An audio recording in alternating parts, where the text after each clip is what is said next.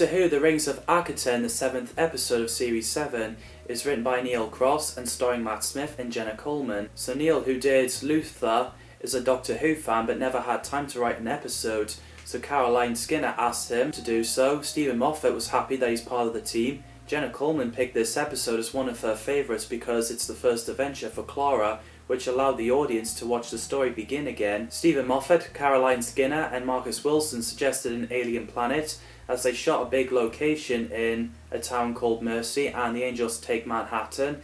So they created a world in studios to make you feel like you're there in a different planet. Instead of promise unearthly wonders to his companions, then get them trapped in the underground tunnel. The production team calls it the best Doctor Who planet. Originally, the pre-credit scene is to have Clara not able to travel with the Doctor because of her job, and Artie asking Clara if the Doctor is her boyfriend.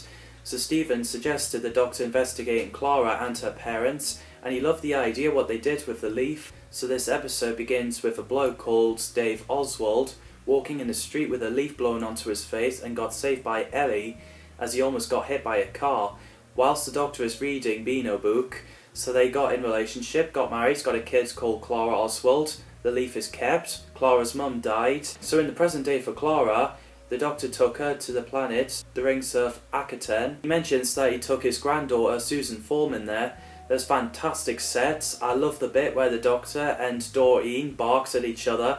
While the Doctor goes investigating, Clara sees a little girl called Mary running around, so she goes after her. Amelia Jones played Mary Gallel, who's got chosen as Queen and was taken as a baby after the last Queen of Years died. She's worried about getting the singing wrong to the old god.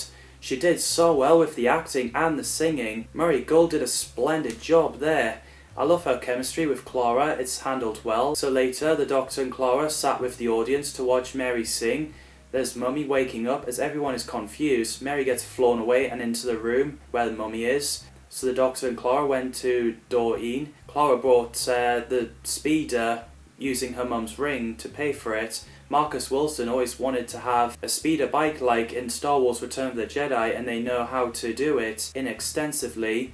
But Neil Cross felt that Speeder ended up having more in common with Flash Gordon. As Mary woke up while the chorister's singing and sees Mummy, she screamed. Mummy is played by Aidan Cook, who's sent on the mission to wake the parasite god up if the Queen of Years wasn't sacrificed by feeding off her soul. And I think it looks cool and scary. As the Doctor and Clara came to rescue, Mary tells them to go away for giving her false hope. Vigil arrived to force Mary's sacrifice, which looks cool as well. As the Doctor, Clara and Mary outrun them, the Doctor locks Mummy in as it broke the glass and faded Vigil away. Apparently Grandfather is just an alarm clock. Mary explains Akhaten will eat everyone in the system and then continue across the stars. So the Doctor stays to fight it after he sent Clara and Mary away. While the Doctor tells the story, Mary sings the long song. The speech and the song is well done, more than words can say.